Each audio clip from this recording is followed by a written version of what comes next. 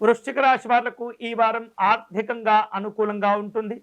దీర్ఘకాలికంగా ఏవైతే అప్పుల భారాలు ఉంటుంటాయో వాటి నుండి ఉపశమనము, విముక్తులు కూడా లభించబోతున్నాయి. అలాగే ప్రముఖులతోటి పరిచయాలు ఏర్పడుతుంటాయి. నూతనమైనటువంటి ఉత్సాహంతో పనులు చేపట్టి పూర్తి చేస్తుంటారు. కుటుంబ పరంగా ఆశ్చర్యకరమైనటువంటి సంఘటనలు చోటు చేసుకుంటూ ఉంటాయి. మీకు ఆశ్చర్యాన్ని కలిగించే కొన్ని కొత్త విషయాలు కూడా మీకు తెలుస్తూ ఉంటాయి. విద్యార్థులు కష్టపడేటటువంటి విధానం ఉపయోగపడుతుంది. ఎవరైతే కష్టపడి చదువుతూ ఉంటారో వారందరికీ ఉత్తమమైనటువంటి ఫలితాలు రాబోతున్నాయి. స్థిరాస్తు కొనుగోలు వ్యవహారిక విషయాల్లో ఉన్న అడ్డంకులన్నింటినీ కూడా అధిగమించగలుగుతారు. ఆధ్యాత్మిక దైవ చింతన కార్యక్రమాల్లో పాల్గొంటారు. చేపట్టిన పనులన్నీ కూడా విశేషంగా పూర్తి అవుతుంటాయి. వ్యాపార కార్యక్రమాల్లో లాభాలు కలిసి వస్తుంటాయి.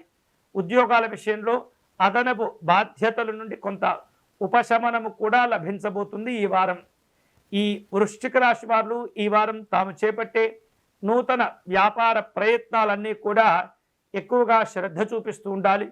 పట్టుదలతో కార్యక్రమాలు పూర్తి చేస్తూ ఉండాలి. లేకపోయినట్లయితే మీ యొక్క కష్టానికి తగినటువంటి ప్రతిఫలాలు లభించకపోవచ్చు. సాధారణమైనటువంటి ఫలితాలు కలుగుతూ ఉంటాయి.